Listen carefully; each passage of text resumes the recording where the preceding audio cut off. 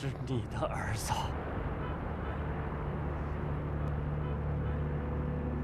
我是你的儿子。李云阳，你骗人！你胡说！乔乔，乔乔，这不是真的！啊，乔乔，这不是真的！乔乔，妈！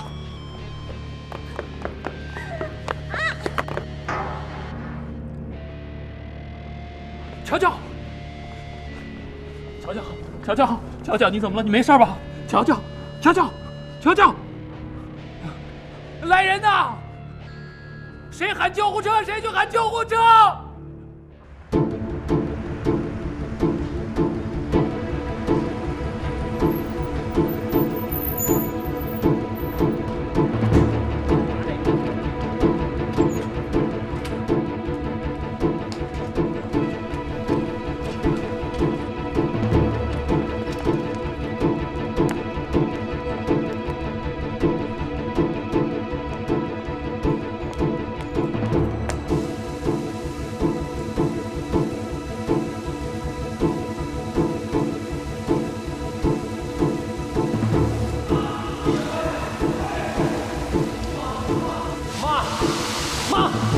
妈，你醒醒！妈，你怎么样？妈！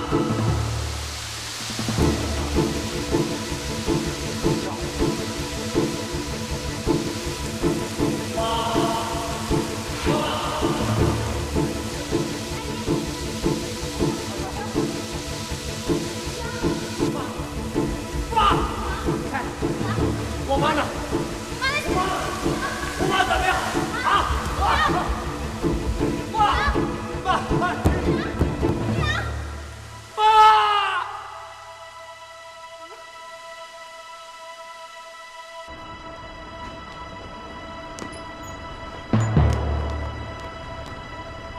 哎，小心点啊！哎，开门了，开门了，开门了！慢点，慢点。哎呀，我得找我女儿。哎，乔乔，乔乔，乔乔，乔乔，乔乔，医生，我女儿这是怎么回事啊？病人只是脑部受到撞击，暂时处在昏迷状态。那她能醒过来吗？我看不会太严重，我们还要进一步的观察。乔乔，乔乔。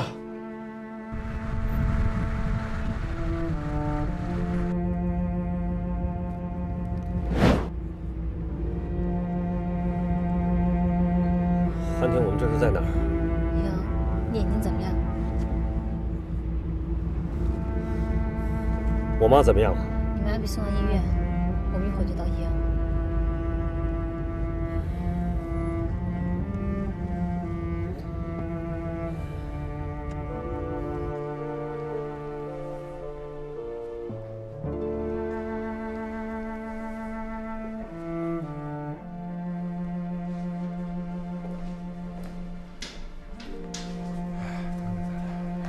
好点了吗？没事儿，没有什么事儿。乔乔怎么样？说不准，睡着呢。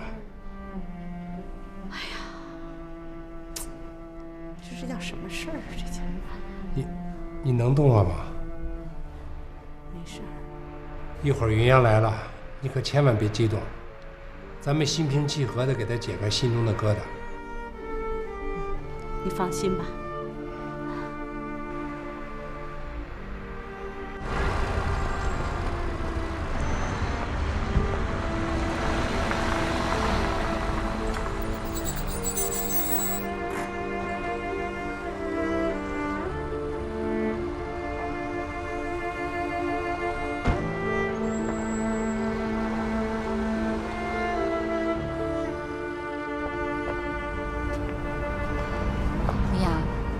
进去吧。韩婷，你帮我去看看我妈，我就不进去了。云阳，到底发生了什么事儿？能不能告诉我？你妈妈还在医院里，你怎么能不进去呢？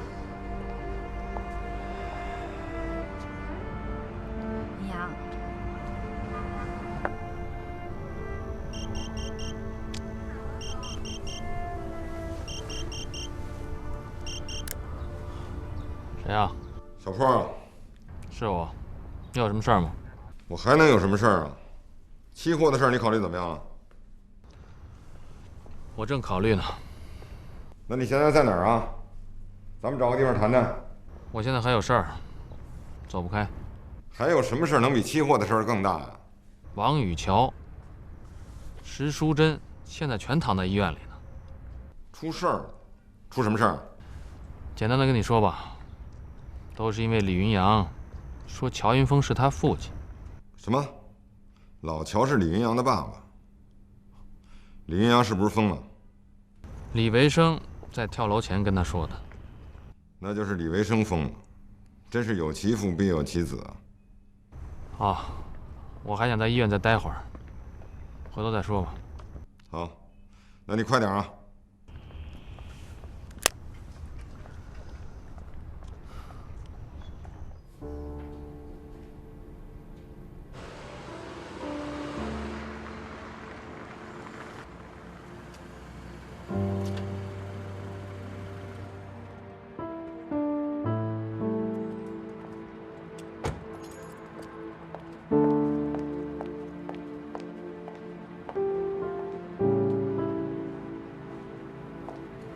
云阳，怎么回事啊你？我也不知道怎么回事，伯母在楼上，她就是不肯上楼。哎，你怎么回事啊你？你吃错药了你？哎，你给我站住，哪儿也不许去啊！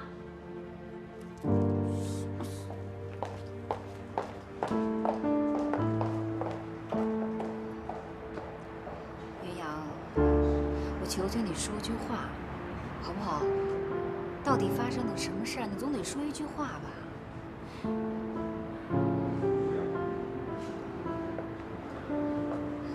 到底怎么了？老强，真是委屈你了。我必须做亲子鉴定，让他死了这份心。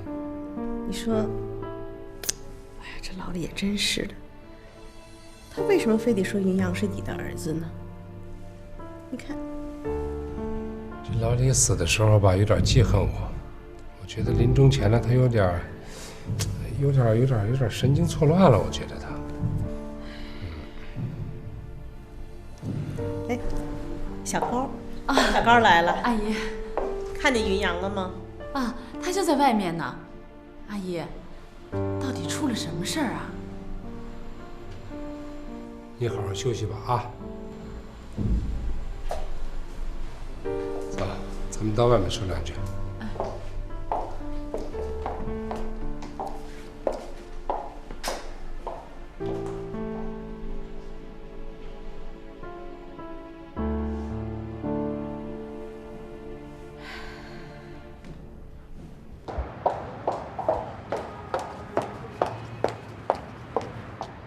云阳，如果你还是个男人的话，你现在马上给我去病房。如果你不给所有的人道歉，尤其是你妈妈，你就永远别来见我，别叫我姐。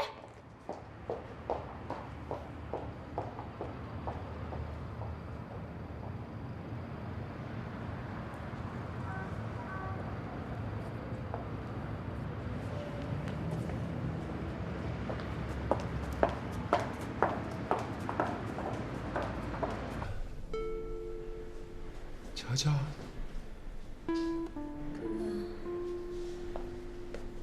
乔乔，先生，病人需要休息，请您不要在这里了，好吗？我就在这5分钟。那好吧。乔乔，云阳哥，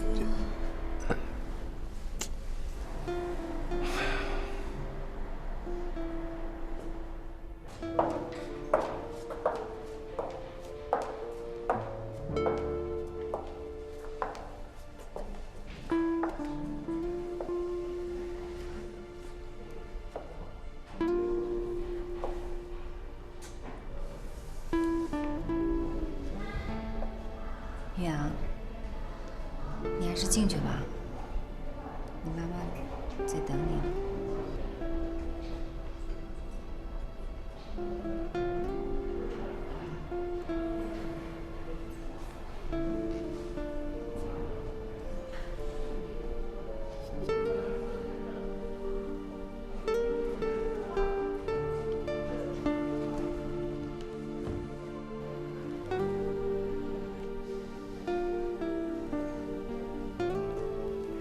云阳，来。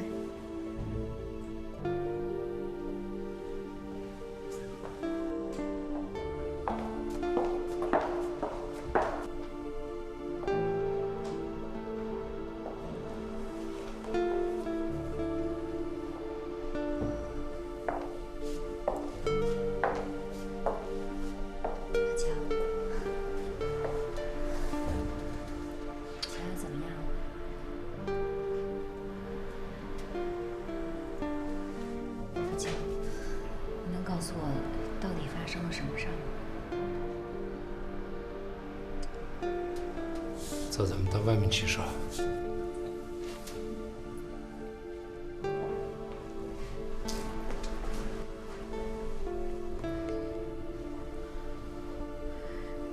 云阳，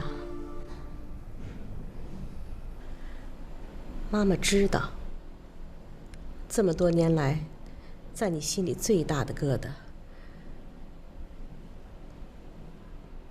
就是我和老乔的感情。我脑子里经常会浮现出我爸爸临死前的那一幕。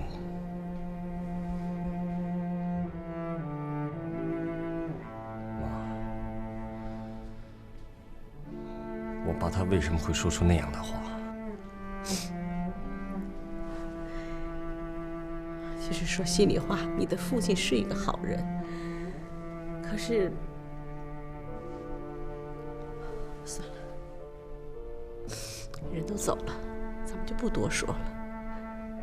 但是云阳，我可以郑重其事地告诉你，你就是李维生的儿子，妈妈不会骗你的。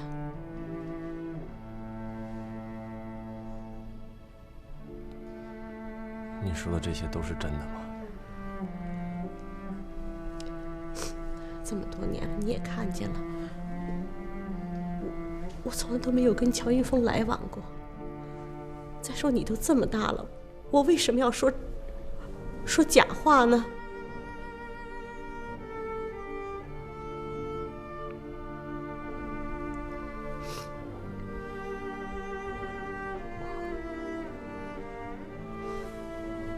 您为什么不早告诉我？你从来没有问过我这些事情啊，而且我也不想说这些。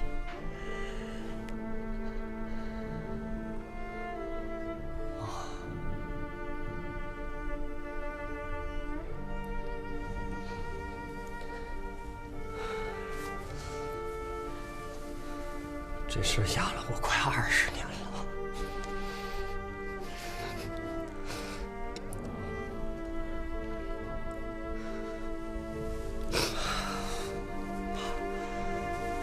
对不起。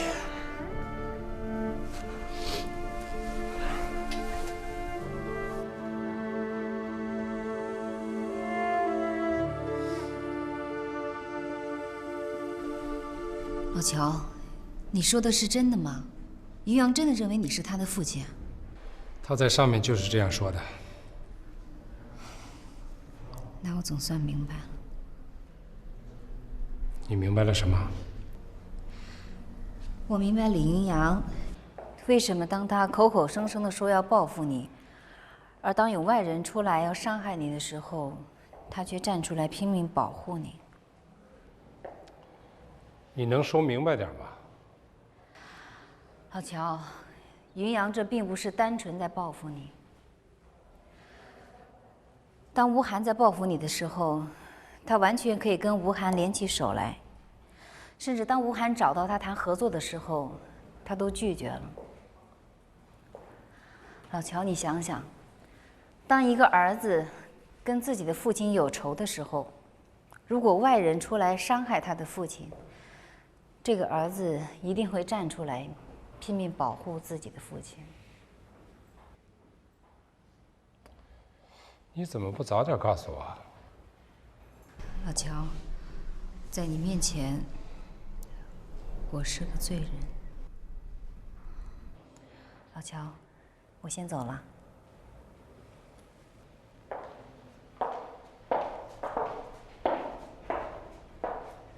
于洋。跟老乔好好谈谈。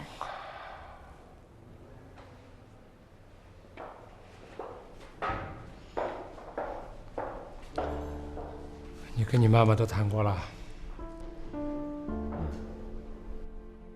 你妈妈都对你说了？嗯。我知道，你并不完全相信你妈妈的话。今天小陆、小高都在这儿，咱们各自抽一管血，做亲子鉴定。你总该相信科学吧？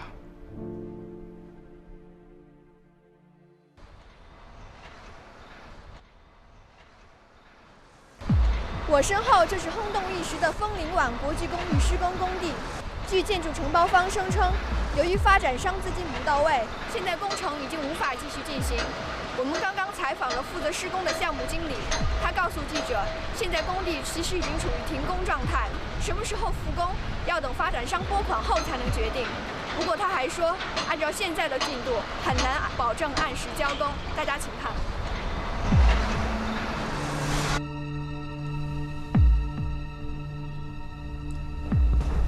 董事长，董事长，你怎么不敲门就进来了？哦，回来吧。有什么事儿说吧。董事长，工地停工了，而且现场去了很多记者。谁让停的工？孟嘉林，孟总。你见到他本人了吗？我根本联系不到他。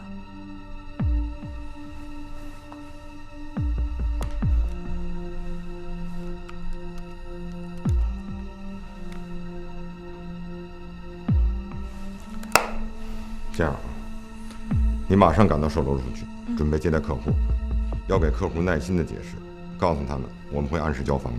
好，我知道了。回来，你现在已经是房地产公司的老总了，遇到再急的事儿也不能慌张，知道吗？嗯，我知道了。家里这个王八蛋。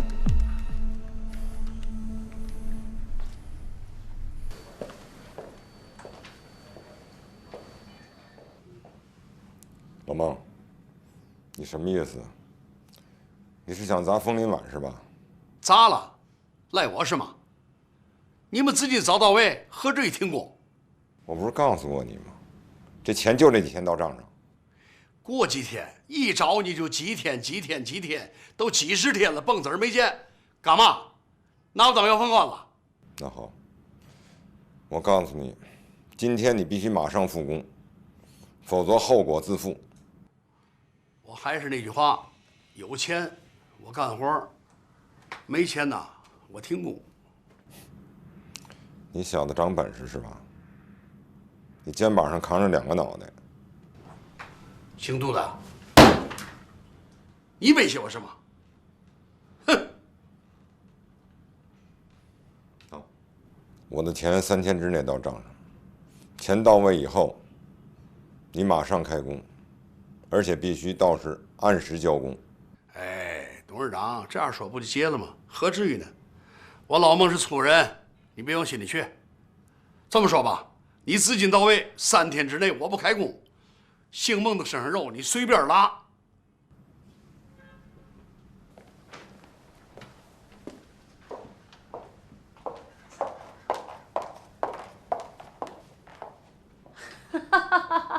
孟老板。高啊啊！妹子，你这招儿太高了，怎么不赏老哥一碗饭吃？没问题，晚上北岛渔村见。好，谢了啊！请我们解释一下。这么好的房，房子也不太多了，我们房子确实。你跟我说这样好不好？我找我们的人给你解释一下。请大家啊，稍等一下，你们不要着急，这个情况我们一定会解决。不要着急，千万不要着急，几位的心情我们都非常理解。我给你解释一下。我们这合同啊，合同谈好了。你跟我说法吧。那订那合同有什么用呢？没法了。杜总，今天怎么就这么几个人上班？都通知他们了，但是不知道为什么他们好像约好了一项都没过来。你告诉白总，今天来的人加1个月奖金，没来的人把工资都给我扣了。哦。哎，赶快过去帮忙。好。妍姐，还是你厉害，搞得杜鹏跟个救火队员似的跑来跑去，还不知道是谁放的火。你不知道，刚才我在孟佳林办公室里听见他们俩在吵架，我都憋不住要笑出来了。要不我现在给云阳打个电话，让他也高兴高兴。哎，别打！昨天晚上他在医院里陪了他妈妈1晚上，现在正在睡觉呢。妍姐，你调查杜鹏到底怎么样了？啊，不着急，还需要点时间。彭小波这个人你了解吗？彭小波？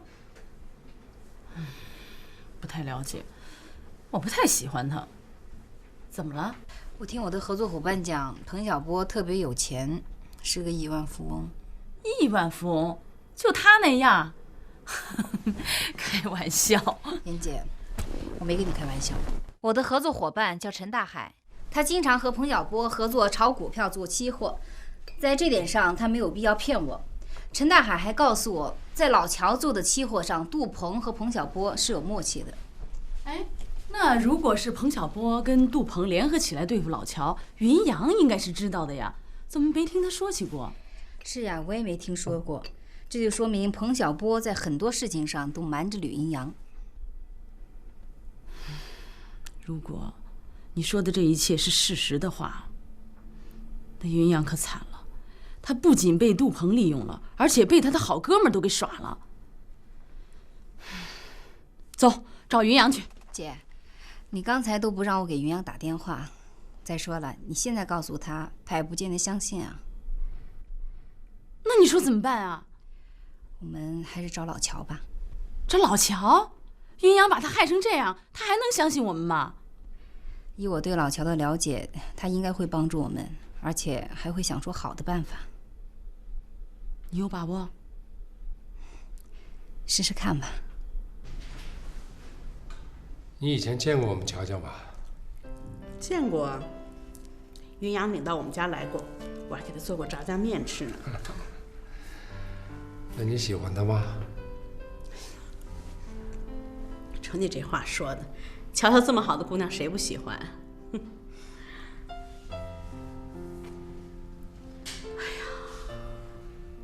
叹什么气？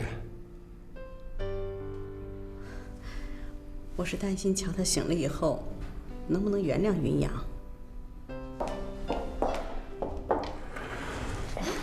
哎呀，你们俩怎么来了？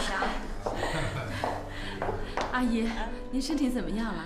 好多了，大夫说我今天就能出院了。是吗？太好了。嗯？啊。你们有事儿？没事没事，阿姨，我出去一下。哎呀，阿姨的眼睛不花，我知道你们有重要的事儿，我去看看乔乔去啊。哎，慢点啊。没事。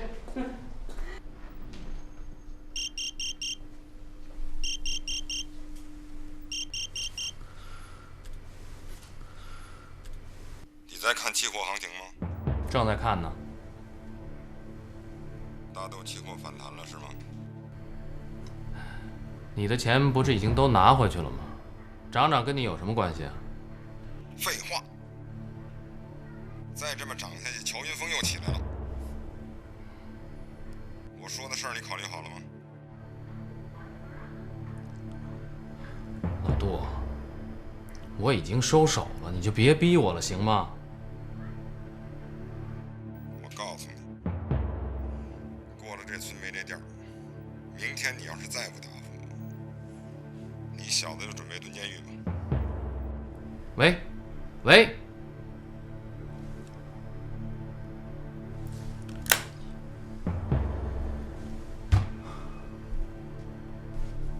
没想到事情会发展到这个地步。杜鹏，我们先不去管他，把他放在一边儿。恰当的时候我再找他谈。倒是那个彭小波，他是个定时炸弹。定时炸弹？对。云阳用他自己的钱买了我的大豆期货的活约，操盘手肯定还是彭小波。李云阳在做期货。老乔，这是什么时候的事儿？昨天。都怪我糊涂啊！那老乔，你赶快去期货公司把期货给退了。你们不懂期货，期货不像你们在商场买衣服，不好了就可以退。我买的是9月到期的期货，很快就要到期了。把你的手机给我用用。啊。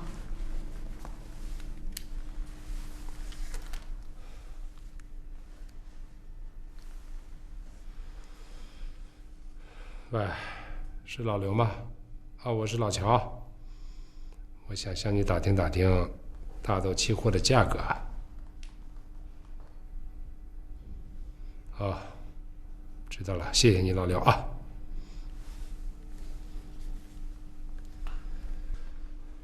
大豆期货涨了。涨了？嗯。那看样子你和于洋赌对了。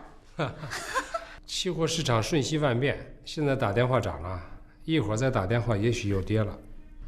哟，老乔，那要不你趁着涨势把期货给抛了？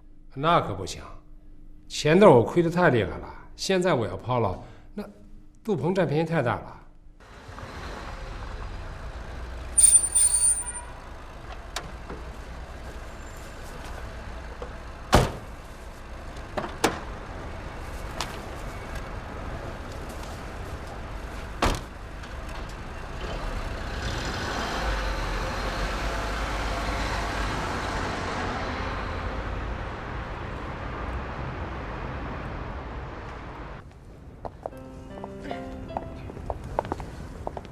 我真没想到这事是杜鹏干的。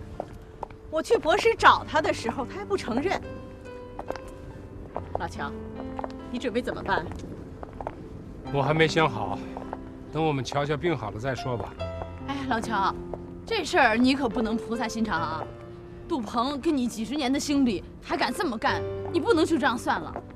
我现在就是泥菩萨过河，自身难保，我谁都不怪，就怪我自己。老乔，我可以帮你。我干妈说，在适当的时候把国石的股票转让给你。无功不受禄啊！过去对你无寒不好，现在受贿人家，我这个男人还怎么做啊？谢谢你干妈的一片好意。哎呀，看来这个时候，我是得出面搅和搅和了。阿姨，您怎么看不起我这个老太婆？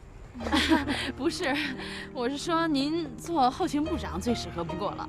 哎呀，看你这话说的，老乔啊，你把那个故事给他们讲讲吧。真讲啊？讲吧。10几年前呐，刚有股市的时候，一个妇女同志呢，带着5万块钱到了深圳。那时候中国根本不知股市是什么东西啊，是干部带头买股票。这个妇女同志呢，就挨家挨户收购人股票。等中国人反应过来，知道股票什么时候的时候，疯狂炒的时候，一夜就把这股票全卖出去了。5万1年就赚到了500万呐！啊，那后来呢？后来，人家把股票赚的钱交给了自己的丈夫，又过起了相夫教子的平淡生活。我好像听说过这个故事。哎，说那个妇女后来到上海炒房地产，还养了个小白脸儿。什么呀？人家哪儿都没去，就在本地。对，她是养了一个男人，不过那个男人不是小白脸儿。那是什么呀？李云阳，那是我的儿子李云阳。妈，哎，云阳，云阳，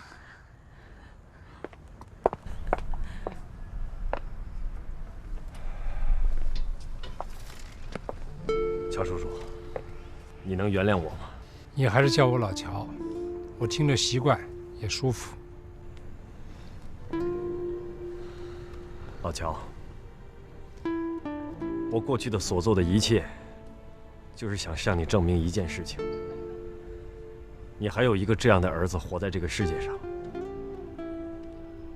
我要用征服你的方式向你证明，你的儿子是一个敢爱敢恨的男子汉。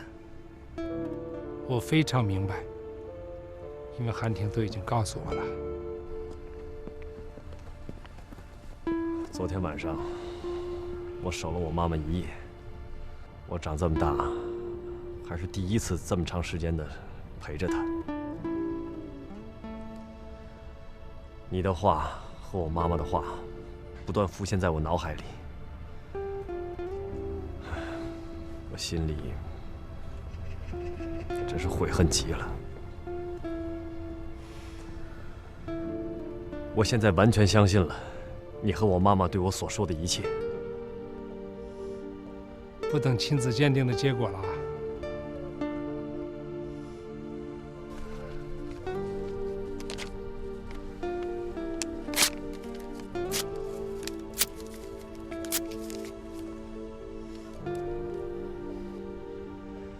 走，咱们一起去看看乔乔去。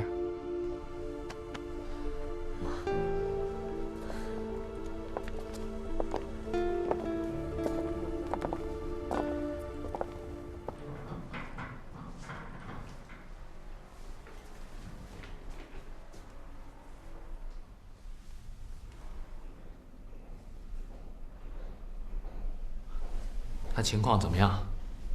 先生，他现在还没有醒，您最好不要惊动他，有事叫我。好。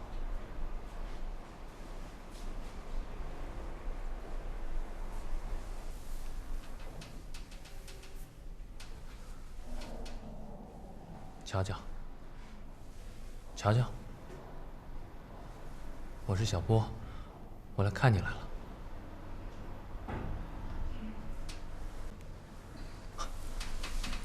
哥，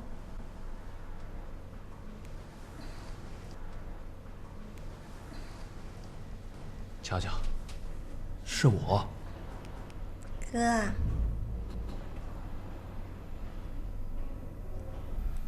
云阳哥，乔乔，是我，我是小波呀。云阳哥。乔乔，你真的不认识我了吗？云阳是你哥，你们俩成不了的。我是真心爱你的，我会给你幸福，真的。云阳哥，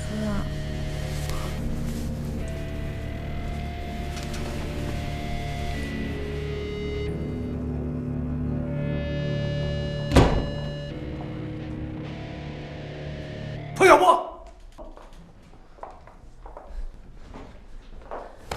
你他妈干嘛呢，在这儿？云阳，云阳，乔乔把我误当作是你了，他先抱的我。乔乔都成这样了，他能抱你啊？他能抱你？你们误会了，你们看到的不是真的。我眼睛不好，难道说这些人都没看到？彭小波，你不是东西！滚！走，阿姨，快出去！出来！出去！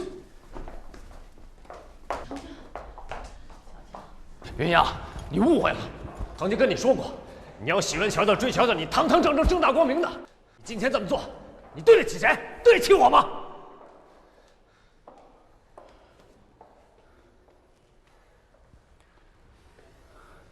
云阳，我哪点对不起你了啊？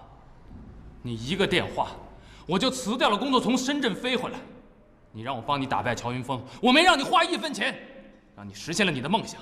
云阳，我哪点对不起你？彭小波，你对不起李云阳地方太多了。你是辞掉工作来的吗？好像不对吧？你是被你坑害过的仇家追上门，你才逃到我们这儿的吧？你是帮助李云阳打败老乔，你是没让李云阳出1分钱，可你本身就是一个赫赫有名的亿万富翁，对不对？你在深圳的名字叫彭学军，对不对？你的仇家叫老张，对不对？陆寒亭，你不要血口喷人。那你紧张什么？哆嗦什么？好好好，就算你说的是真的，云阳，云阳，我对乔乔是真心的，我爱她。你不配。彭小波，到今天我才看清你本来面目。告诉你，从今天开始，咱俩恩断义绝了。你给我滚！滚！好，我会滚的。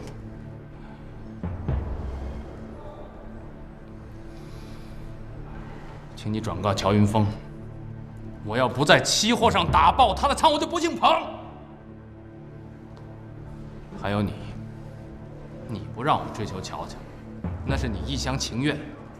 我告诉你，只要是我想得到的，我就一定能得到。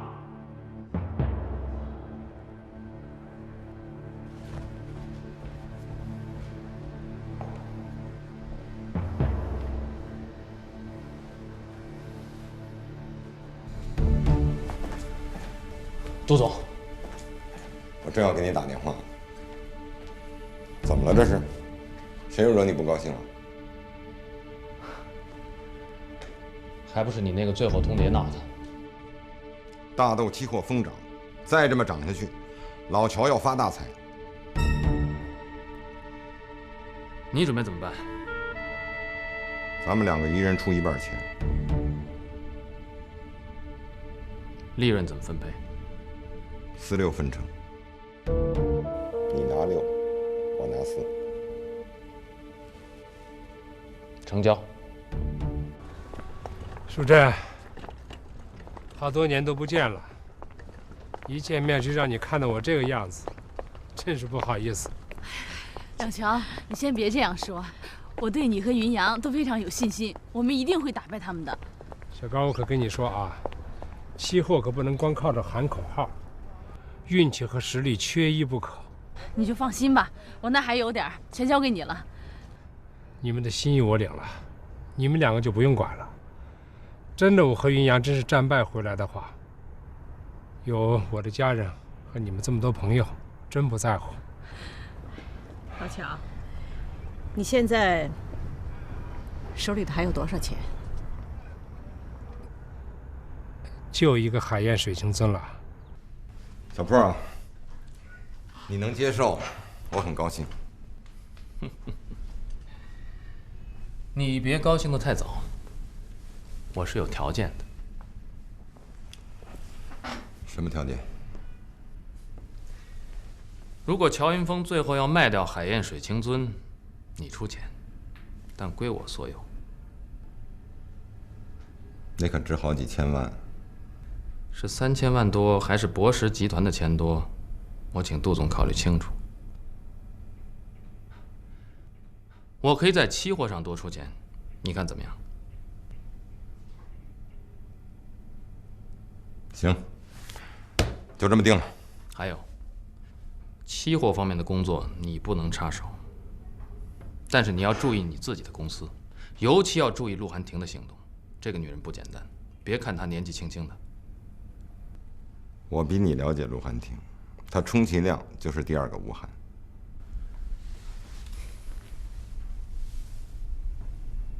永远不要轻视女人。我告诉你，陆寒婷和李云阳已经好上了。是吗？那又怎么样？别怪我没有提醒你。无所谓。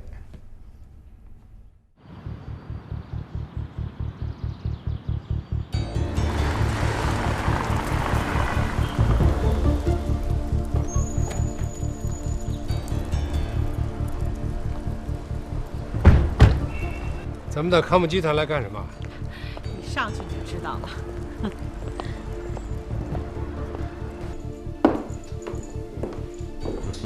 哎呀，石女士，赵先生，谢谢。请。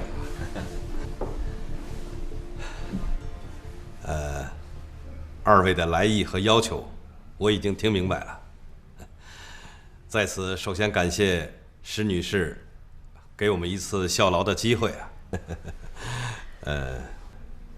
不过我有几个具体的问题要咨询一下。陈先生不用客气了，有什么话您就直说。OK。第一，我们是外资企业，所以按照规定，我们在股票、金融以及期货和金融延伸的行业当中，我们不能投资。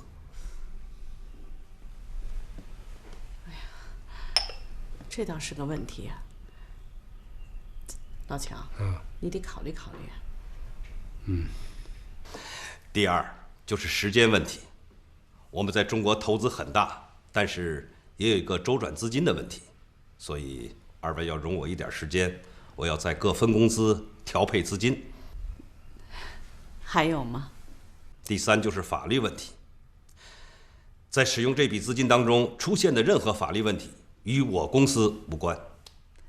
陈先生，就这些吗 ？OK。老乔，你的意见呢？那么我想问问陈先生，你要多少天才能调齐这笔资金？至少1周吧。时间短了，我有困难。1个亿毕竟不是小数目啊。那么3天，你能调来多少资金？5000万。那好，就5000万。其他的问题，我告诉你怎么解决。好。董事长，这是各公司的工作简报，你通知几位老总10分钟后会议室集合。另外，你和博士集团杜总联系一下，安排我和他见面的时间。好嘞。欢迎2位常来啊！乔先生的办法很好，我会尽快准备材料的。准备好以后，我亲自给您送去。那就辛苦你了。不辛苦，为您效劳，我们感到荣幸啊。陈先生，一定不要忘了向史密斯先生问好。您放心，我会把原话转告给他的。谢谢。哎，好，再见。好，咱们走吧。哎，请上车。来，我来。谢谢啊。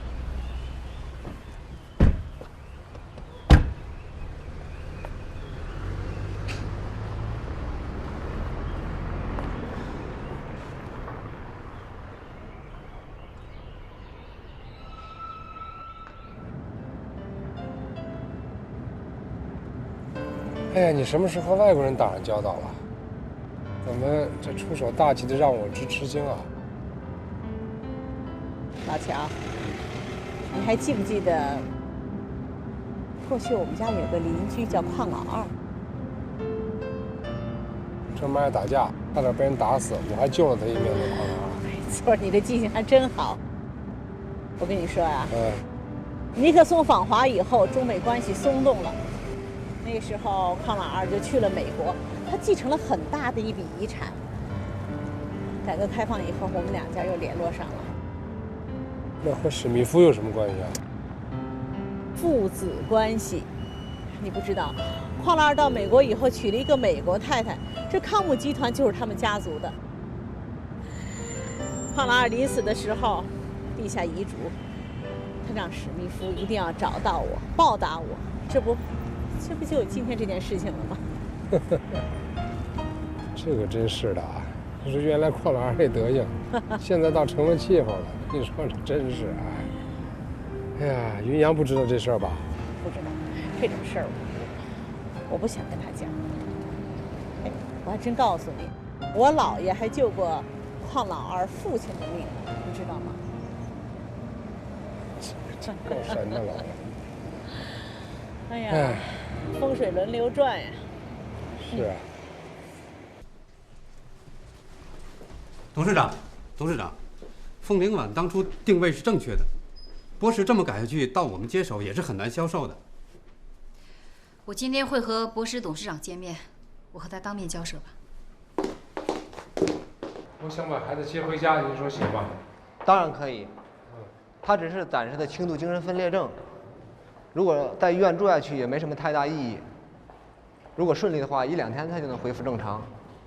那他这病会不会反复？会不会留下后遗症？这不好说，这要看他康复后的心理调节能力。当然呢，在近期他经不起精神上的刺激，回家后一定要保持情绪的稳定。谢谢医生。好，谢谢。谢谢。哎，再见。哎，再见。哎，好，再见啊。老乔，看来咱们的任务还是挺重的。乔乔和小璐都是好姑娘，你说云阳？年轻人感情上出现问题，我们不要过多的考虑。我相信云阳会处理好的。那乔乔的病怎么办呀？我准备把她接回家去，她需要静养，我也好照顾她。你一个大男人怎么能照顾好孩子呢？还是放到我那儿吧，你腾出时间和精力，好跟杜鹏他们斗。孩子放在我那儿，你就放心吧。那就让你多费心了。都是云阳惹的祸，我能不管吗？老乔，云阳，哎，妈，你先陪下乔乔，我跟老乔说点事儿。好吧。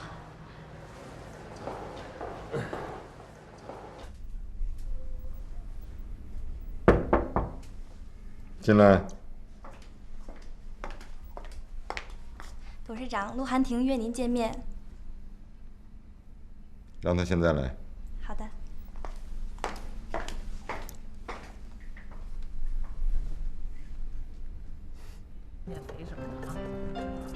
林雅，好。乔乔的事儿呢，你也不要太过自责。现在问题都非常清楚了。等他清醒过来之后，我们关心他，爱护他。我觉得他很快会恢复的。你放心吧，我一定会照顾好乔乔的。咱们坐这儿聊聊。好。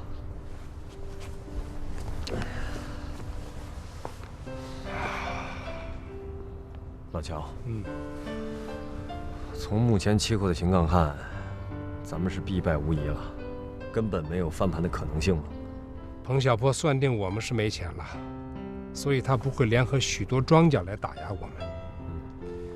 庆幸的是，他不知道你妈妈有多大能量。我妈妈？对呀。这事跟我妈有什么关系？你妈妈从康姆集团给我们借了一大笔钱。我妈借了一大笔钱？这事今天我就不跟你说了，回家问你妈妈。现在你的任务就是要迷惑彭小波和杜鹏他们。怎么麻痹？你装作不知道彭小波和杜鹏勾结的事儿，你去找他谈心，要言归于好。另外，把我要卖海燕水清樽的事儿要透露出去，让他们根本就不加戒备，也不加警惕。只要你能做到这一点就可以。跟他们演戏？对，但是戏别演过了啊。云雅，我想和你聊聊你们个人感情的事情。你和韩挺好，我替你高兴，我也无权干涉你们。我希望你好好的待韩挺。老乔，谢谢你。有件事情我也想请你帮忙。您说。乔乔醒过来之后，别让他知道你和韩挺谈恋爱的事情，我怕他从感情上接受不了。我知道该怎么做。别忘了再做做韩挺的工作。放心吧，我相信韩挺应该会理解的。谢谢你。走。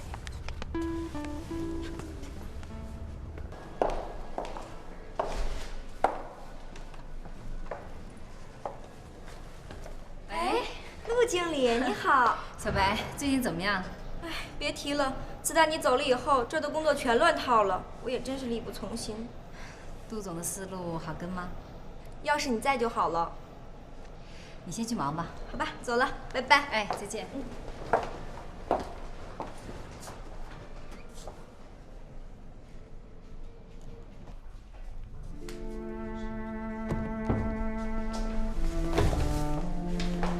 阿姨，乔乔，你看谁来看你来了啊？阿姨，乔乔出院后，我能经常去看他吗？可以啊，可以。乔乔，乔乔，还认识我吗？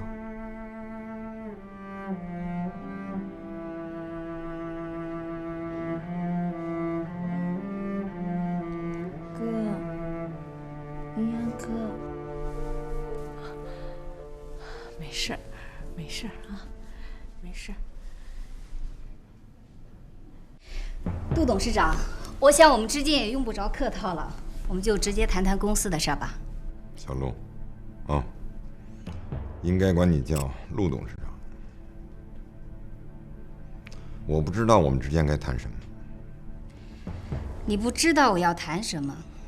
那好，我们就从枫林晚国际公寓开始谈吧。谈什么？枫林晚为什么要停工？为什么到现在还没有复工？枫林晚的许多客户纷纷要求退房，枫林晚的销售到底出了什么问题？我可以不回答吗？您别忘了，我现在是博时的第2大股东，我有权关心股东的权益。杜董事长，如果我在董事会上和股东会上向您询问这个问题，您觉得您可以不回答吗？是资金暂时出现了问题。老乔下课后，博时是有能力支付这笔款项的。请问董事长，这些资金上哪儿去了？公司的季报和年报可以说明资金使用问题。我已经通知了几位董事会成员和主要的股东代表，我提请召开特别的董事会，对博时近期的资金流向和用途进行审计。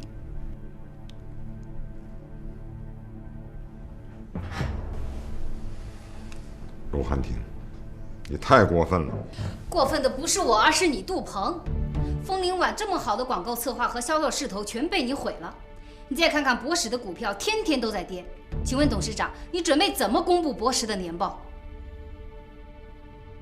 博时的股票下跌，现在的股票是熊市。如果博时的业绩良好，股票能跌得这么惨吗？我是博时的大股东，博时股票下跌，我受损失最大。难道我不想让博时多赚钱吗？你目前的确是博时的大股东，但是你也应该很清楚，博时是属于所有股东们，而不是你杜鹏一个人的。所以你不应该把股东们的钱全装在自己的口袋里，而给股东们留下了一堆烂摊子。你凭什么说我挪用股东的钱？你有证据吗？杜鹏，你不要以为博时的财务部门都是你的亲信，我就不知道你怎样挪用资金去干那些见不得人的事儿。说到证据，我很快就会有。我现在也可以正式通知你，如果我拿到了确凿的证据，我不仅会让董事会的成员人手一份，而且我还会递交给检察机关和证监会。陆汉庭，你威胁我。杜鹏，过不了多久，我也一定会成为博时的大股东。你现在已经进入了倒计时的阶段了，你就等着清理自己的办公室吧。再见，杜董事长。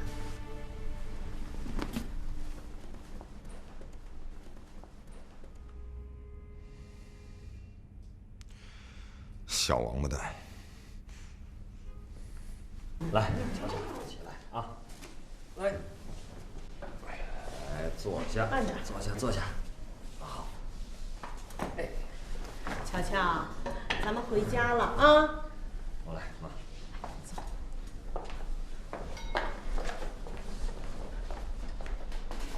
云阳，一会儿你就忙去吧，这儿有我和你妈呢。没事，走吧。小心点啊！老宋啊，电脑里的财务资料都调整过来了吗？根据您的意见，我让几个财务人员加班加点，总算按时完成了工作。好，哎，你看啊，能不能先从各子公司抽调一部分资金，把孟佳林的账给堵上？要是非这么做，也不是不可以，但是这不是长久之计呀。董事长，我们应该开源，而不是节流啊。和那几家商业银行都接触过了吗？接触了，但是没有什么实质性的进展，还花了很多的公关费。有没有别的办法？董事长，您挪用的资金实在是太大了，靠公司内部消化实在是填不上。要是董事和股东们提出审计，您不好解释啊。这事儿用不着你管，我听董事长的安排。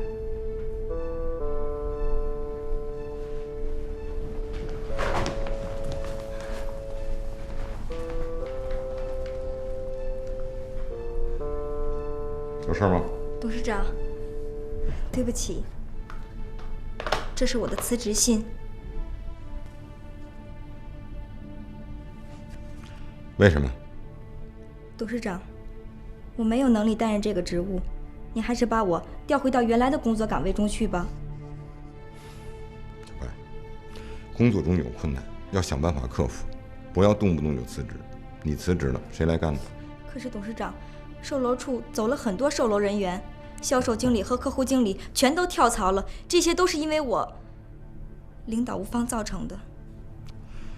小白，别灰心，我是相信你的。别的公司能从我们这里挖人，我们为什么不想办法从别的公司挖人？你好好想想。咱们把陆汉庭公司那几个能干的全挖过来。那我去试试。这就对了。回来。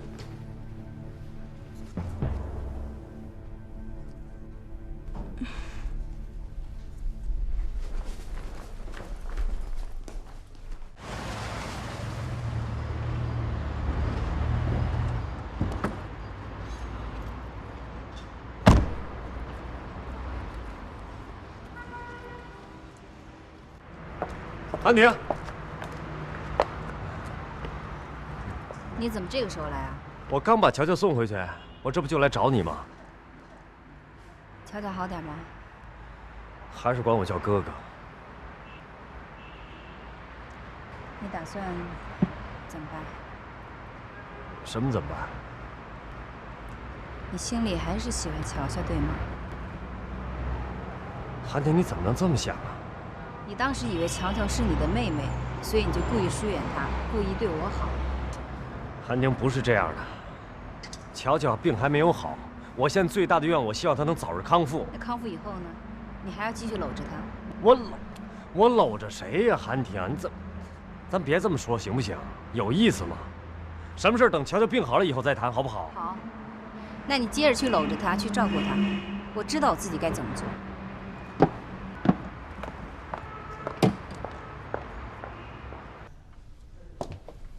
杜哥，啊，坐。杜哥找我什么事儿啊？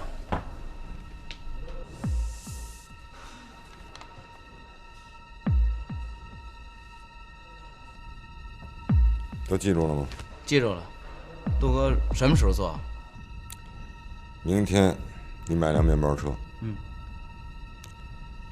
左腿断了，然后送进医院。明白。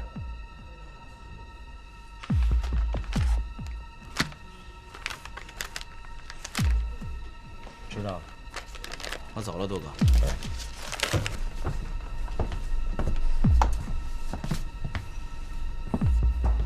杜哥。小刘子。坐。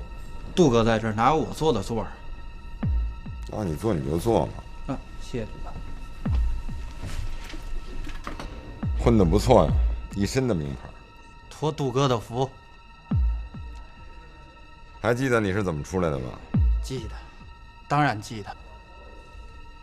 有个叫孟佳林的认识吗？认识，交道打的不多。替我教训教训他。一定办到，您放心。那就这么办。行，杜哥，那我先走了。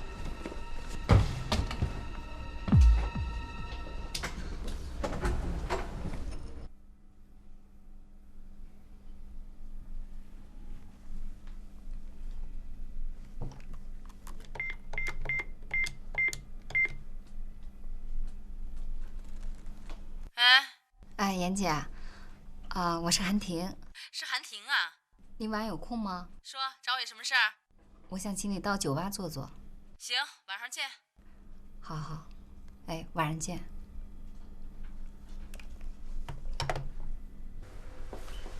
小破，你是不是看上乔乔了？我的私事你少管。女人是要坏大事儿。哎，大哥，给你介绍个模特怎么样？漂亮吗？已经进入决赛了，你说能不漂亮吗？你动没动过？你大哥的优点之一，就是不好色。乔乔，汤都凉了，来，喝一口，要听话啊！听话啊，阿姨做的汤可好喝了，专门为你做的。来，我试试。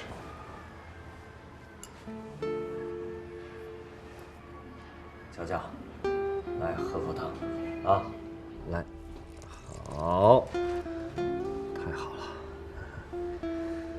来，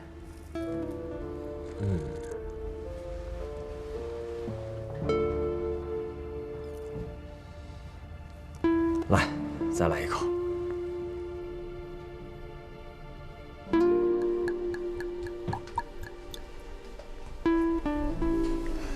燕姐，我看见云阳抱着乔乔的时候，我心里特别难受。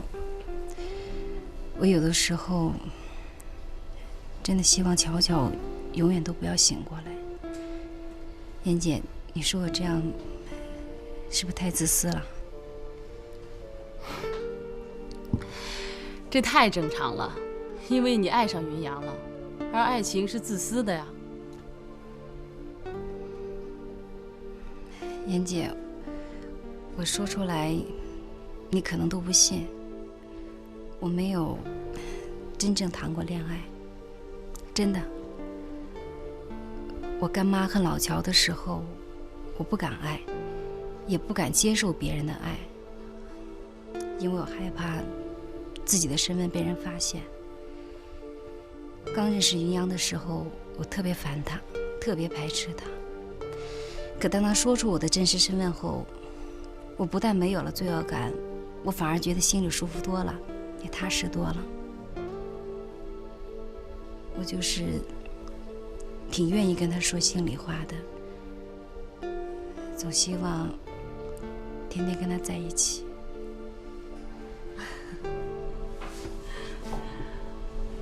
汉庭啊，说实在的，我像你这么年轻的时候啊，一般的男人我根本就看不上，左挑右选，这山望着那山高，这不把自己给挑剩下了。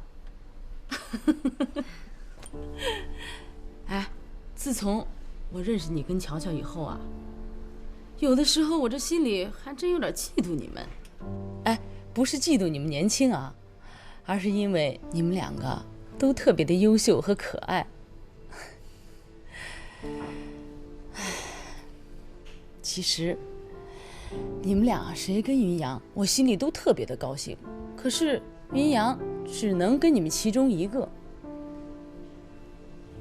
汉庭，听我的，过了这段时间，找云阳好好谈谈啊。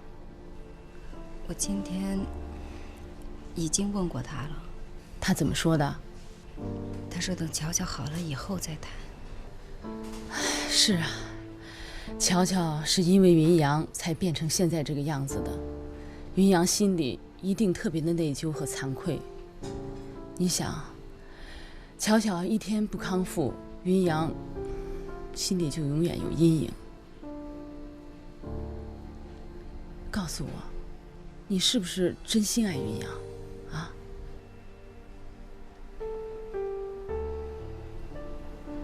那你就多给他点时间。来，小雪啊，陪小波喝一杯。好，大哥，我敬你一杯。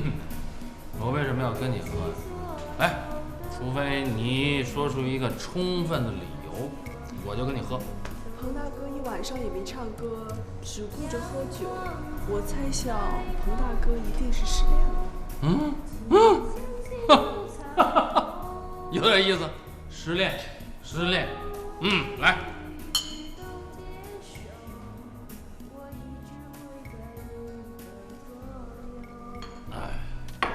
彭大哥，我还得敬你一杯。为什么？虽然你失恋了，说明你爱过。这一杯酒，敬你是个多情的男人。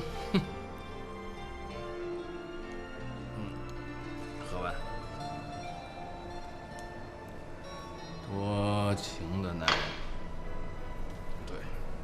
老杜，你说这乔乔，他怎么就喜欢李云阳那个穷光蛋呢？啊？哎，老杜，小坡，你骂了一晚上李云阳了，改明儿我找个时间给你出出气，啊。小雪人不错，长得也漂亮，你可要抓住时机，啊。不错。再跟他喝一杯。不错。老蒋，从目前大豆期货的走势来看，即使没有彭小波和杜鹏的故意压低，价格也会下跌，不过幅度就没这么大而已。我们现在的资金状况，抗击彭小波、杜鹏没问题，啊。云峰，啊，乔乔睡了啊。谢谢你啊，来，你来坐这儿。我们正在研究期货的事儿，你也帮着我参谋参谋。哎呀，我哪是？但是我们现在还不具备实力和大势抗衡，你觉得呢？云阳，你说的非常对。我们现在就是保住了合约，彭小波和杜鹏仍然可以全身而退。我们现在要想在期货上获胜，我们只有在短期内使大豆的期货上涨。那目前国际上这大豆期货的价格是多少呢？比国内的价格要高啊。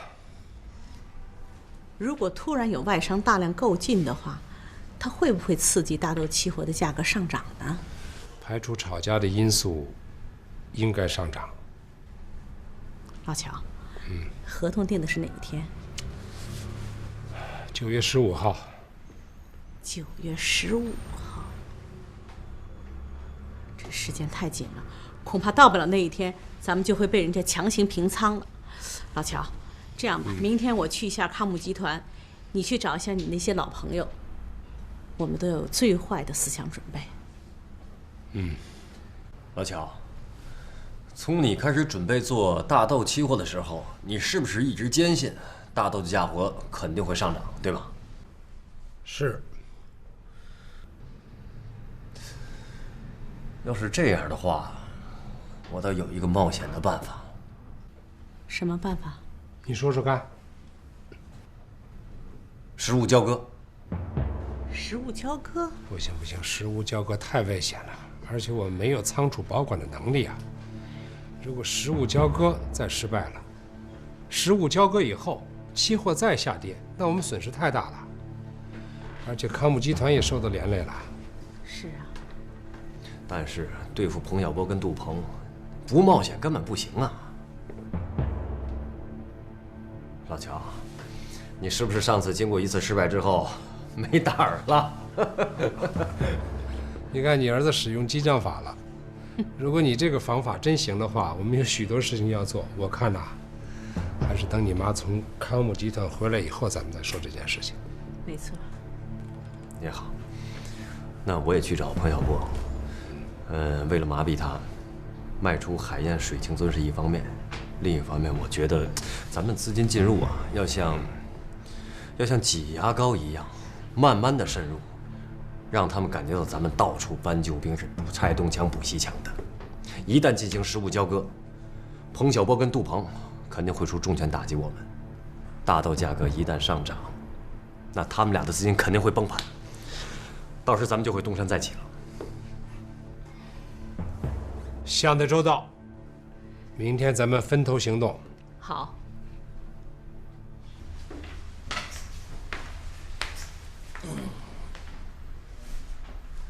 起来了。哎，你谁呀？我小雪呀，你忘了？你昨晚没走。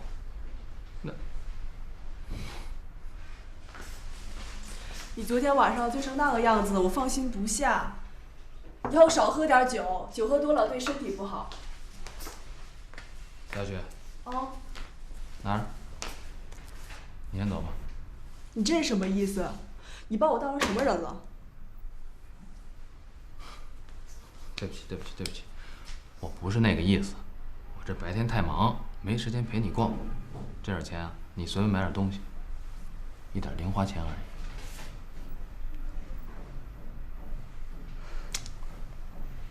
小白啊，现在肩上的担子很重，啊，销售工作不能松懈。我们博时公司就指着他了，是吧？您放心吧。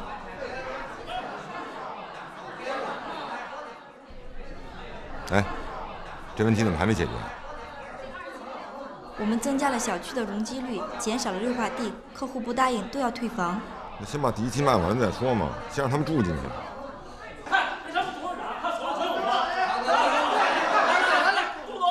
这样，您先走，我来跟他们解释。哎，杜总，大家别着急，别着急，再给我们几天时间，我答应给大家一个满意的答复。大家别着急，好不好？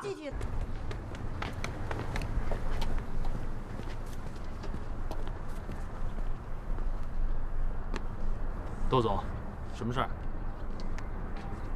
咱们有麻烦了。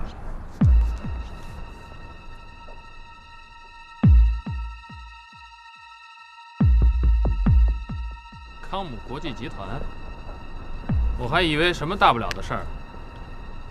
那天李云阳的母亲石淑珍到公司来找我，坐的是康姆集团的车。如果他们和陆汉庭联起手来，我就瞎了。老杜，康姆集团是外资企业，他的资金进不了期货市场，你还是重点防范陆汉庭吧。石淑珍是我的老大姐，她的能量我清楚。是吗？那你准备怎么办？你去找李云阳，你跟他是10几年的朋友了，从他那里打开突破口，不能让他们真正的团结起来。我想想。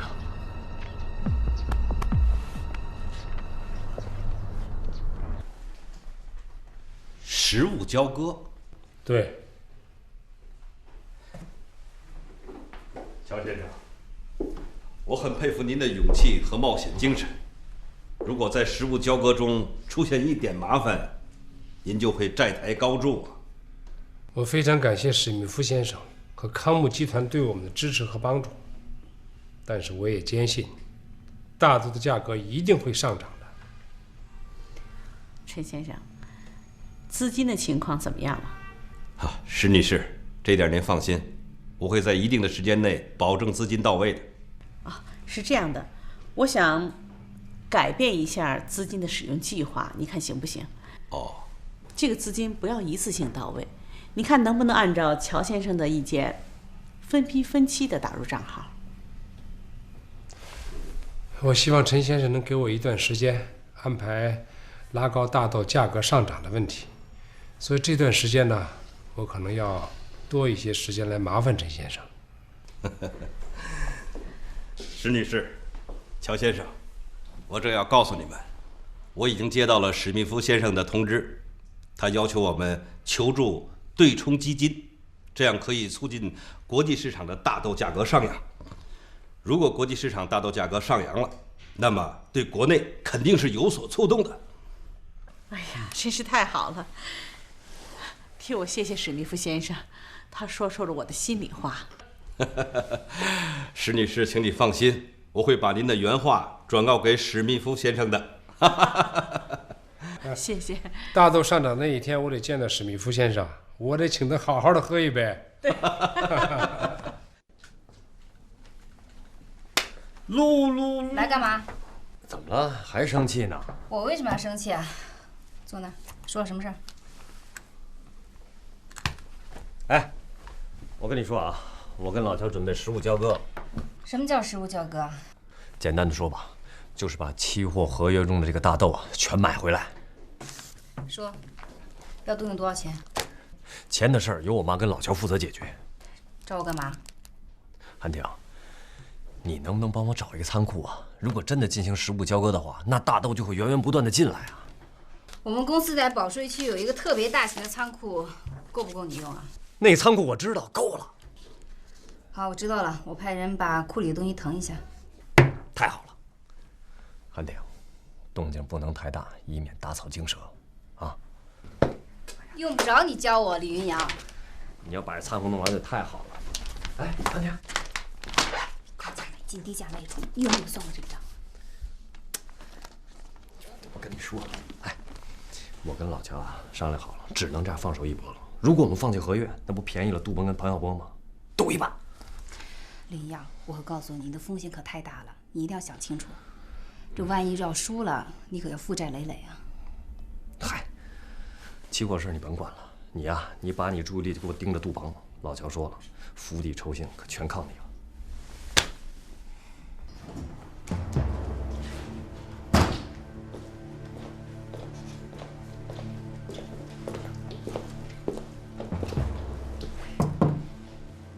哎，杜总。小高，我找你有点急事。怎么了？我想撤走我用在期货上的部分资金。不可能，你是知道规矩的。我用在期货上的钱，有一部分是孟佳林的。今天这小子把枫林晚的工程给我停了。你是知道的，我从来不过问博时的事情。这期货上的钱，时间不到1分也不能动。那你先借给我一部分，到时候从我期货的资金里扣。我从来不借钱给别人，没有人能破坏我的规矩。我现在也是没有办法，我挪用博时的钱，股东们要是知道了，那就更不好交代了。有多少钱就办多大事情，你是老江湖了，这点道理都不懂吗？我看啊，你还是先卖掉部分博时的股票，补补这个窟窿吧。你现在让我卖博时的股票，那不是跟割我肉一样吗？董事长，今天下午我接到了一家猎头公司的电话，我问那人什么事儿，他说呢想请我去面谈。我问了公司的几个同事，他们也都接到了类似的电话。我觉得事情有点严重，我怀疑是不是和我们挖博时的人有关。猎头公司，这样，你们先去探探对方的口风，看看他们要把你们挖到哪家公司。如果是博时的公司，那一切就简单了，我们干脆将计就计。您是说让我们去博时上班？对，博时迟早要掌控在我们公司手中，博时的房地产业务也得由你们分管，早点过去可以熟悉业务，也可以摸清博时的下一步计划。好，董事长，那我明天就去猎头公司。注意，戏要做足，讨价还价的时候一点都不能心软。董事长，没有别的事儿，我先走了。好，去吧。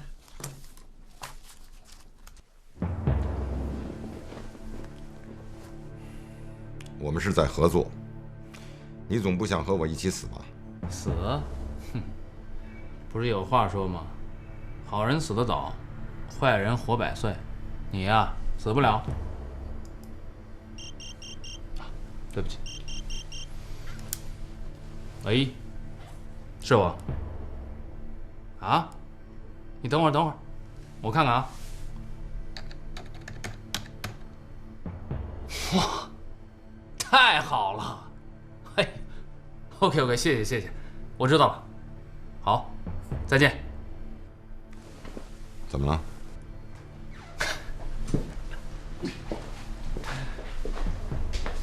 你最迟什么时候要付钱？3天。3天后，你把你那份钱取走吧。好。顺便把你赚的钱也拿走吧。你再说一遍。哎呀，行了，我也不逗你了。实话告诉你吧，3天之内，我们就可以打掉李云阳手上的期货合约。乔云峰和李云阳这回是死定了。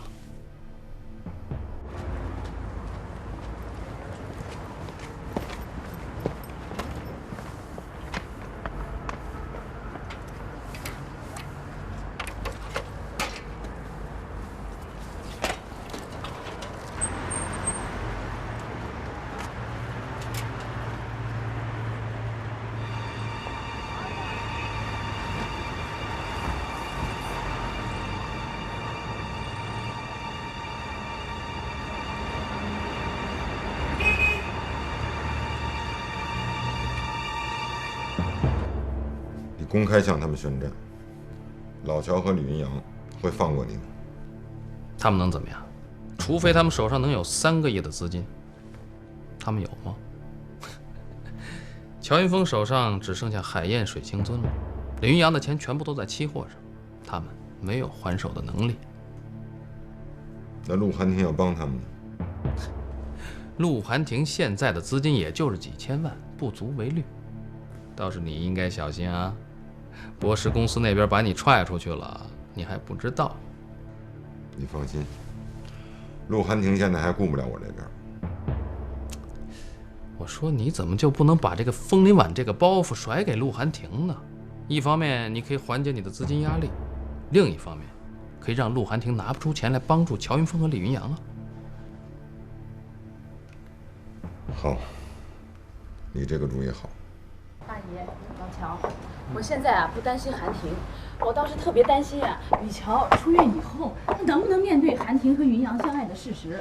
他心里特别喜欢云阳。你说呢？乔乔可能得过一段才能好，希望是在期货结束之后。那时我带他出国去休养，平静下来以后呢，再把这件事情告诉他。那万一他过2天就好了呢？